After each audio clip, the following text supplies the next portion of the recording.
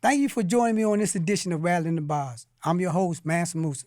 In Blood in My Eyes, Comrade George L. Jackson observed concerning the characteristics of fascism is its international quality. He stated, we would never be able to completely define it because it is in a constant motion, showing a new face to fit any set of problems that arises to threaten the capitalist ruling class. He noted, if we are hard-pressed to come up with a definition for the sake of clarity, it would be reform. Today, fascism is reemerging throughout the hemisphere as authoritarian regimes throughout Central America increasingly concentrate their power under the banner of reform. This includes the rise of President Bukele in El Salvador, who dubbed himself as the coolest dictator and is regularly called the Trump of the tropics, and ruled with a far-right populism that historian Professor Federico Finkelstein referred to as wannabe fascists. Here to talk about current state of El Salvador and the wannabe fascists is reporter Mike Fox. Welcome, Mike. Thank you so much. It's a pleasure to be here. Introduce yourself to our audience, for those that don't know you in terms of being on Rattling the Bars. Sure. Michael Fox, freelance journalist based in Latin America, usually former editor of NACLA, and the host of Brazil on Fire, which was the podcast we put out last year with NACLA and The Real News. And we're working on a new one now called Under the Shadow, which is all about U.S. intervention in particularly Central America for this first season, which there's a really good connection to everything we're going to be talking about today, I'm sure. Right, and so let's just jump right into the subject matter. Now, we recognize that the United States has interest in the hemisphere.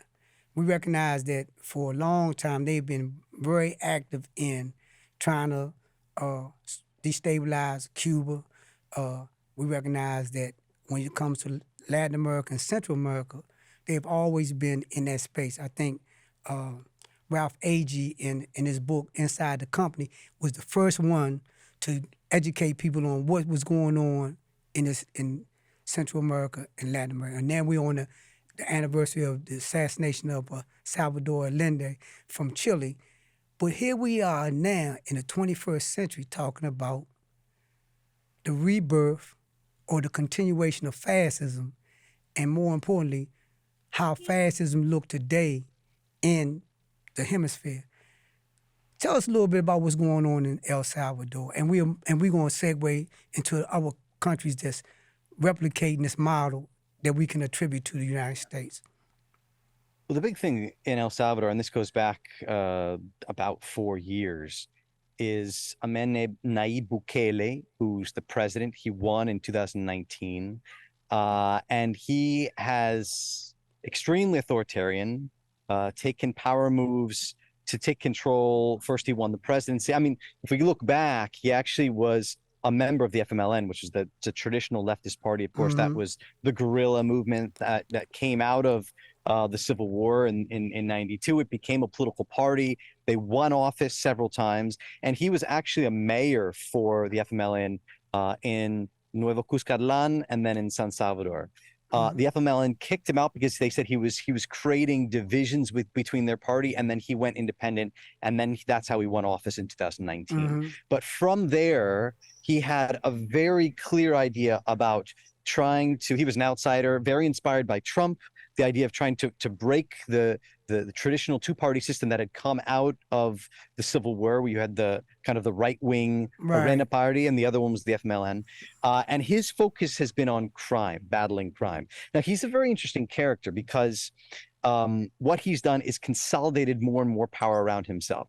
He was able to elect in 2021 the majority of Congress that were his members of his party, and then by making coalitions with others, he was able to take over 2/3 of Congress. He was then the Congress. The day that new Congress came in, they basically eliminated the previous Supreme Court and put in Supreme Court members, justices that were on his side.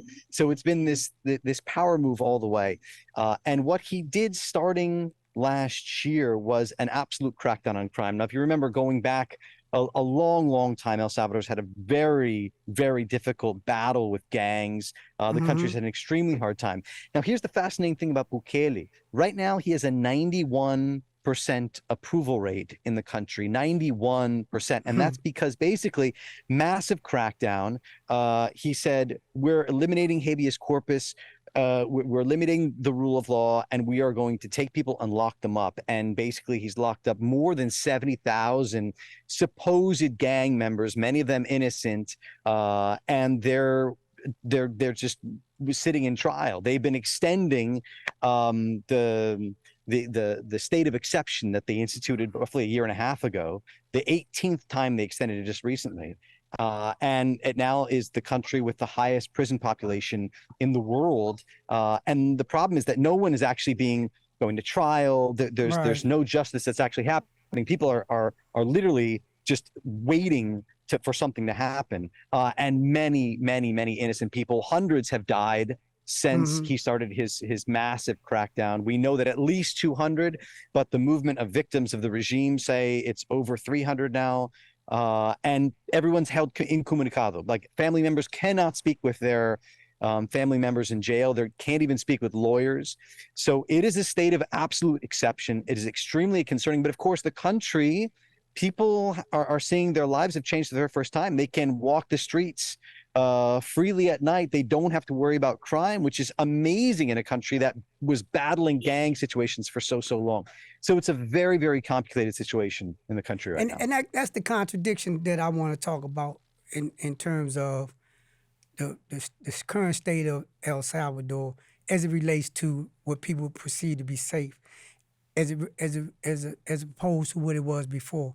Because I'm of the opinion that what you accomplished in terms of making this country safe could have been accomplished without this repressive acts, these repressive acts. El Salvador has one of the biggest prisons in the world, and you did it in the same fashion that the United States did with Guantanamo. And Guantanamo, this is Guantanamo on steroids in El Salvador. But my question to you is, what's the population's attitude overall? Because I seen in one report that you gave where, you have people saying they're safe, but then you have also the family members of these 70,000 people and growing.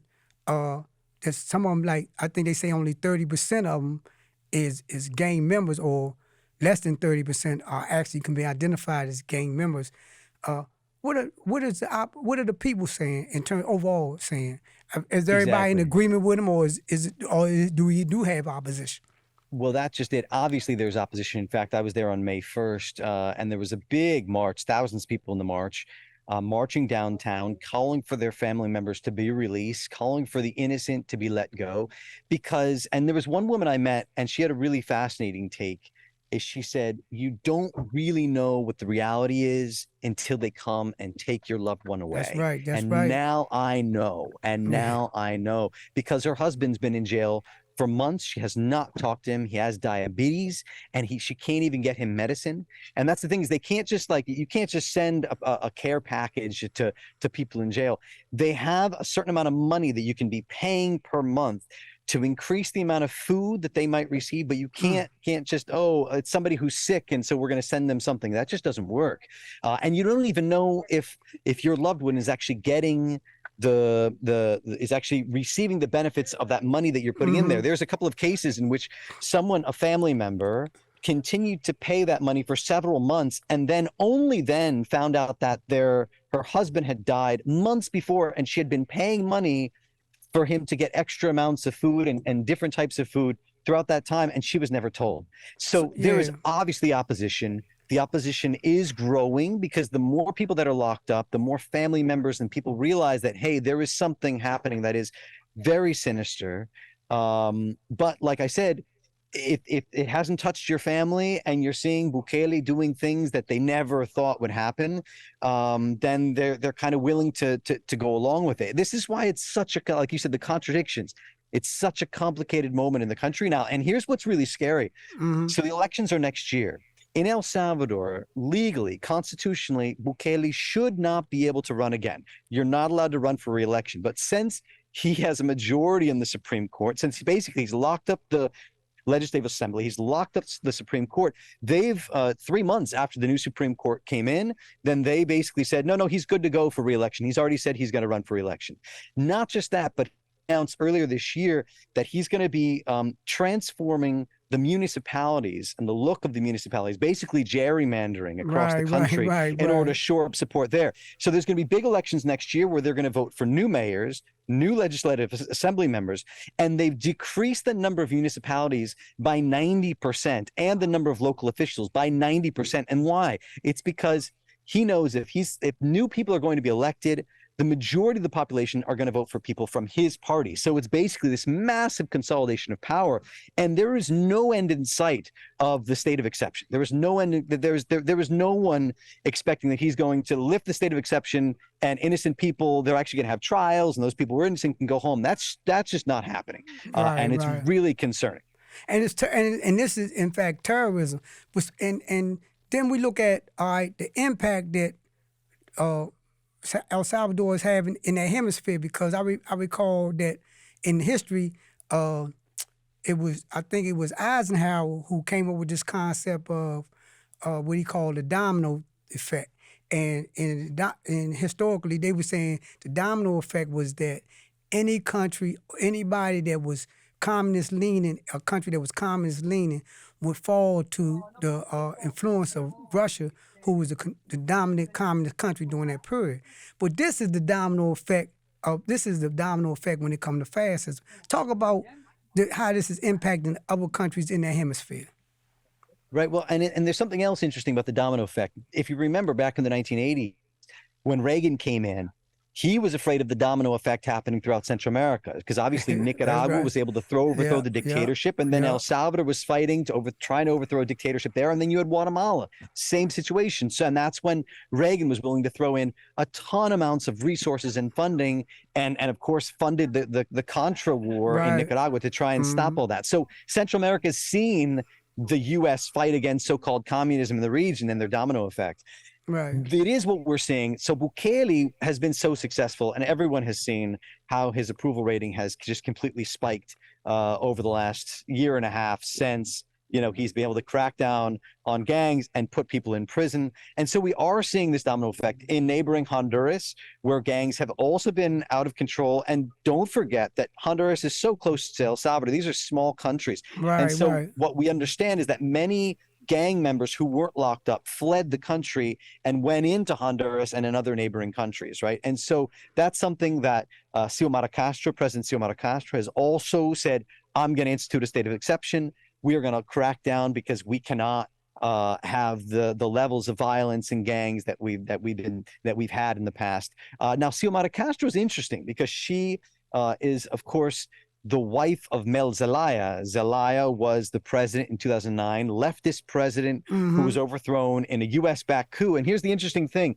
He was overthrown in a U.S.-backed coup in Honduras because people said he was going to try and call for re-election. Now, he wasn't going to. He was trying to consult the population about a new constitution. And then the people that came in, the U.S. from the U.S.-backed regime, then actually eliminated re-election, and they did it themselves. She was voted into power just last year. She's the country's first woman president, and she's been battling so many things because, of course, she's on the left, the first person since Mel Zelaya. Many people were calling that a dictatorship for years. So she finally comes into power, but she's also been battling, just rabid sexism and people trying to block the success of her government in any way possible. And so she's picked up the call for a state of exception in order to crack down on these gangs. So that's kind of shifted into Honduras. And then the other places that we're seeing, we don't know what this is going to look like, but as of course Costa Rica, which is just down the way. That's where I am right now. And Costa Rica voted in basically a man fashioned in the likes of Trump. His name is Rodrigo Chavez. He was also voted in last year.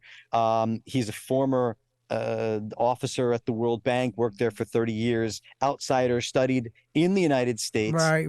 And he has also had these big authoritarian tendencies.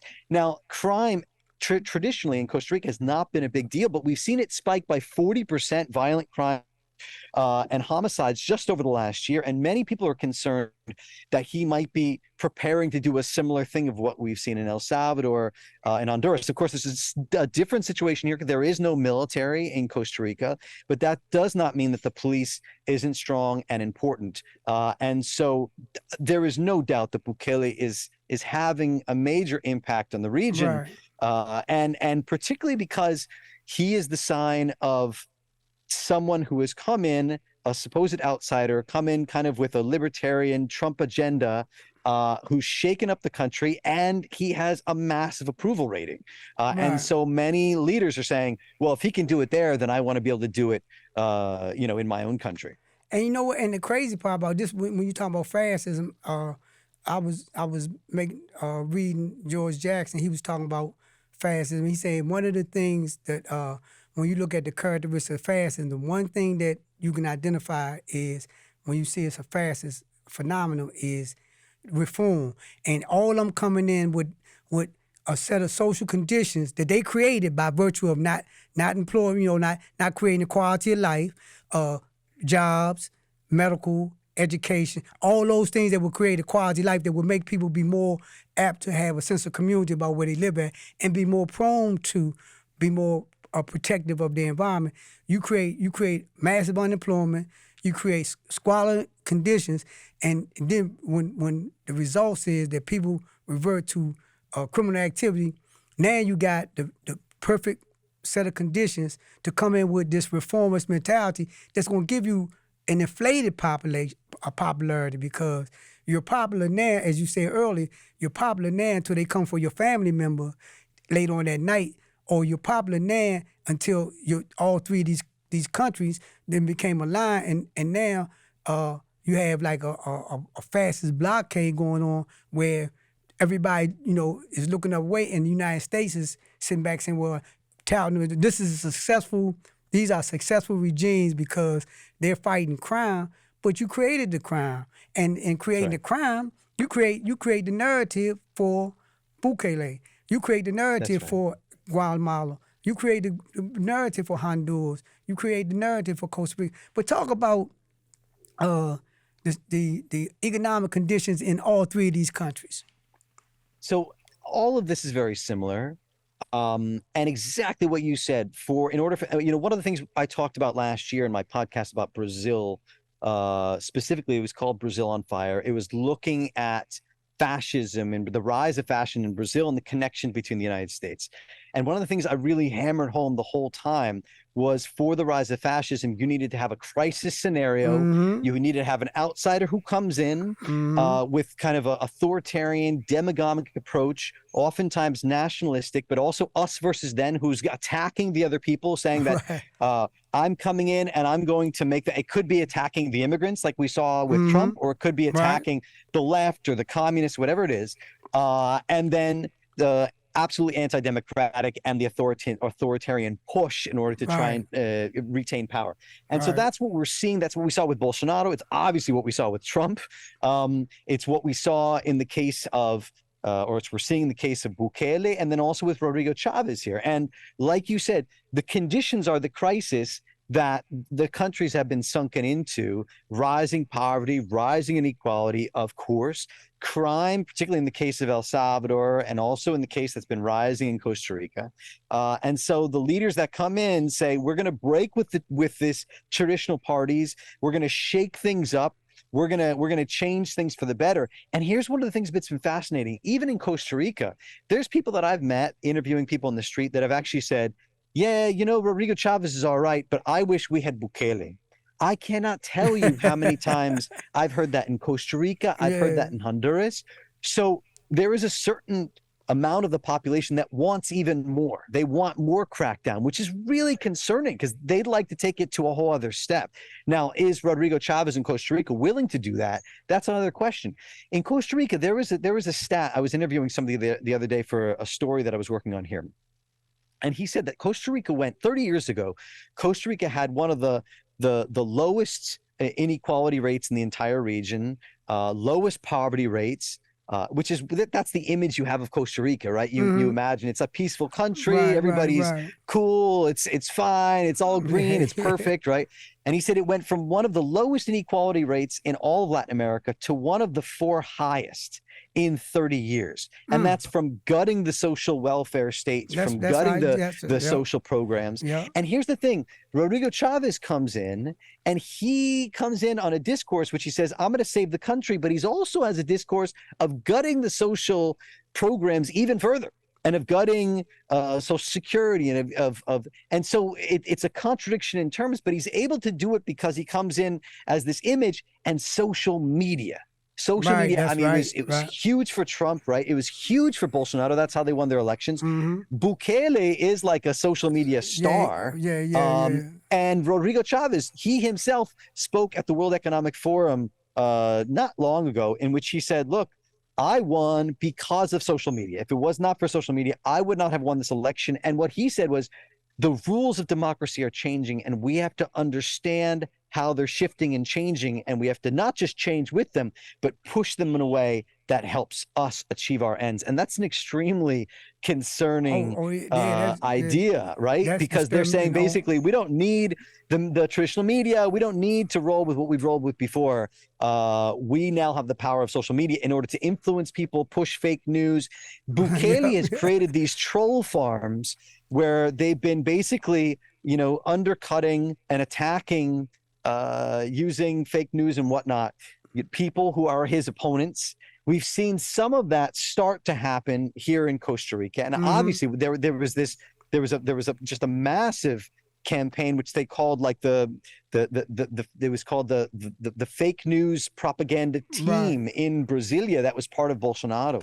So all these different countries have so many things that are very, very similar, and all of them kind of burgeoning fascist states. Of course, in the case of Bolsonaro, he was voted out, but he still has a lot of people who are very close to him that are in key positions in Congress and the legislature. And of course, his people, still 25% of the population of Brazil is still all on board with Bolsonaro. They say they're Bolsonaristas because that's what you build with this fascist mindset, is this us versus them. And you create a different reality with fake news so that people believe that if the other guy gets in, then they're going to just destroy the country because they're communist and they're going to ruin everything and stuff. So it's a really concerning moment. And Bukele say, you know, and this is like show you how extreme this insanity is.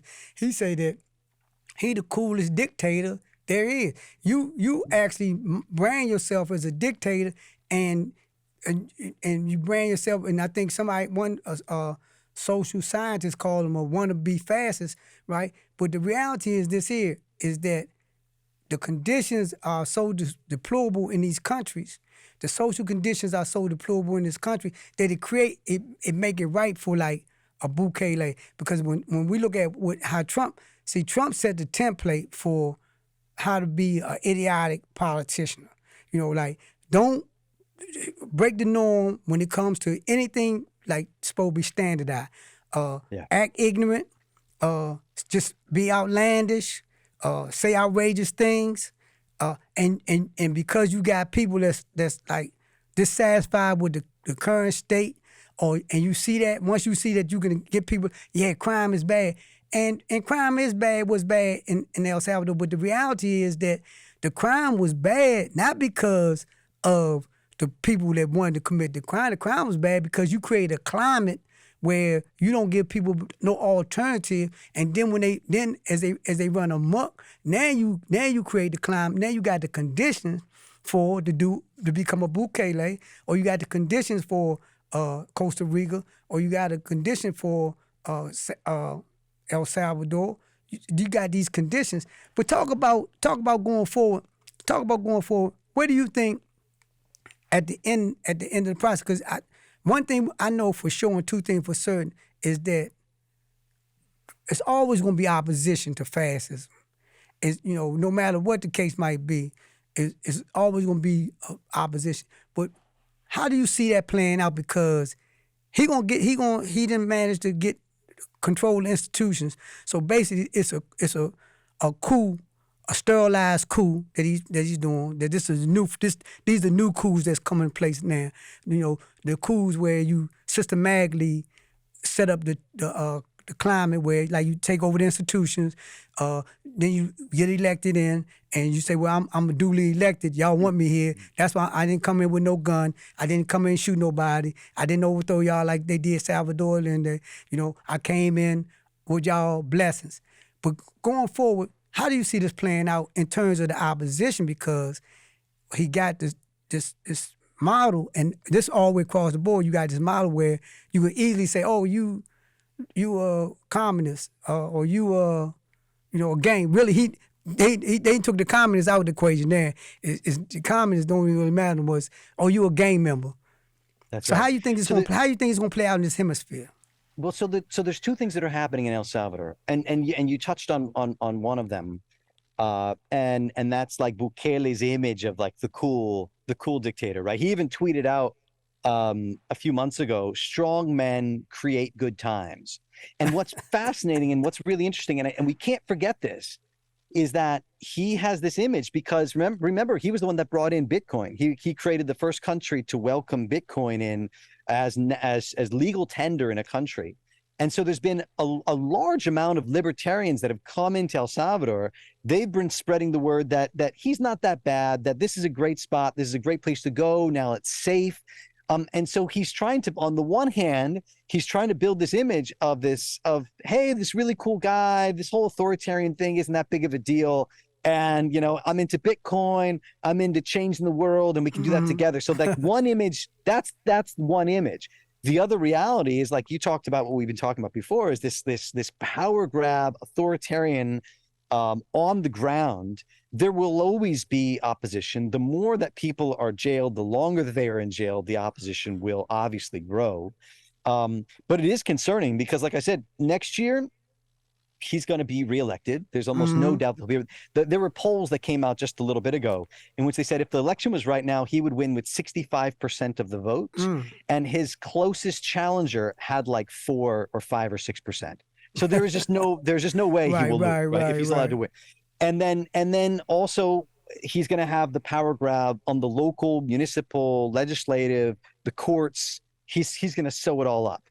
Bukele, part of the reason I believe, and this is my own personal opinion, I think part of the reason why he didn't go in just looking for gang members, but anyone who looked like a gang member. Right. The reason why he was going to pick up anybody is because he wanted to show that he was powerful and he could do it. It didn't matter if you were actually guilty or not. Yep. And so he is going to continue. He is a power hungry man. He's going to continue with that. And what he's creating, though, is now over 100,000 people are in jail, 70,000 locked up just over the last year and a half. And he's also creating a power keg, because if he continues with the state of exception, continuing to keep innocent people in jail for, month after month, year after year, what does that mean? At some point, people are going to have to go to trial. You can't just hold people indefinitely unless that's his plan, is to have a lockdown authoritarian, never-ending dictatorship government. And his plan is just keep people in jail for forever. So it's also like, what happens when there's a reckoning within the legal system, within crime, within criminality, whether or not Bukele leaves or if he's still in power, what happens then? So there are major concerns. Now, in Costa Rica, in other countries, the Congress still has, like, for instance, in Costa Rica, the president, he doesn't have a majority in Congress. His party has maybe up to 10 people. So he doesn't have a majority in Congress, so he's not able to push the things like he would like to.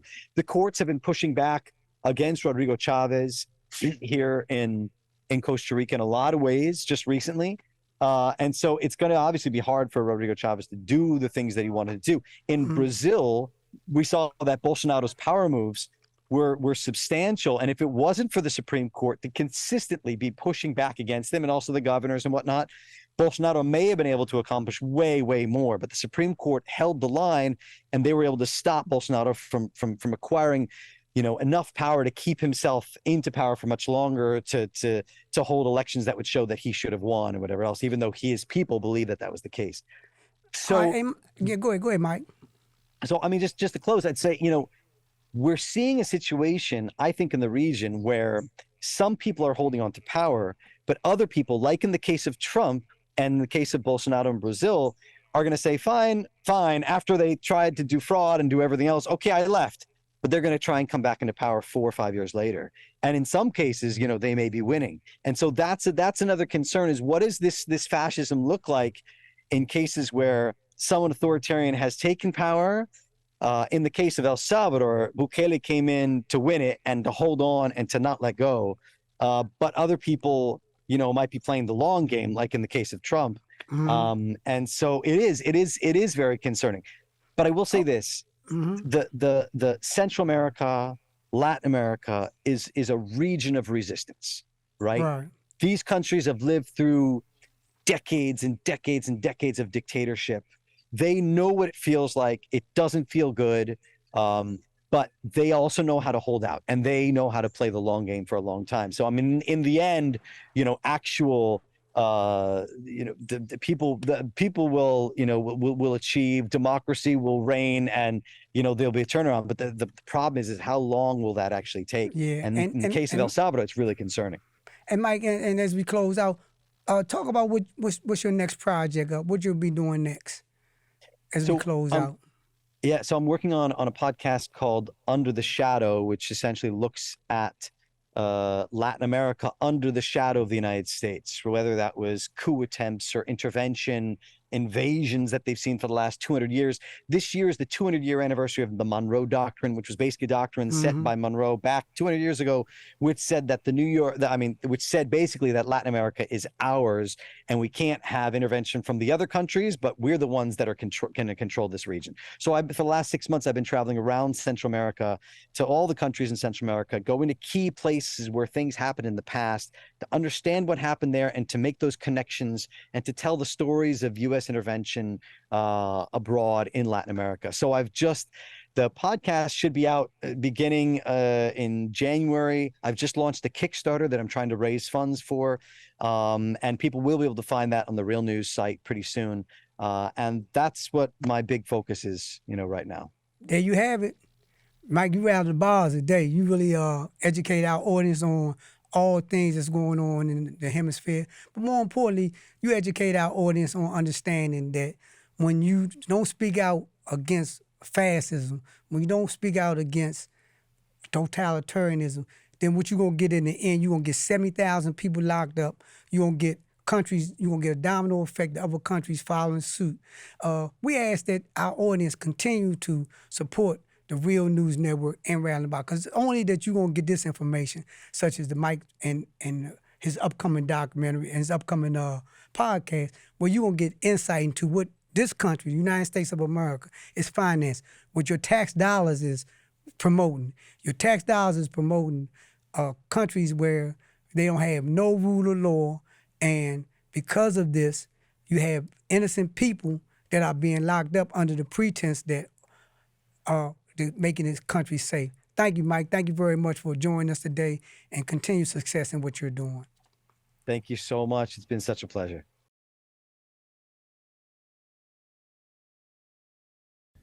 Thank you so much for watching the Real News Network, where we lift up the voices, stories, and struggles that you care about most. And we need your help to keep doing this work. So please tap your screen now, subscribe, and donate to the Real News Network. Solidarity forever.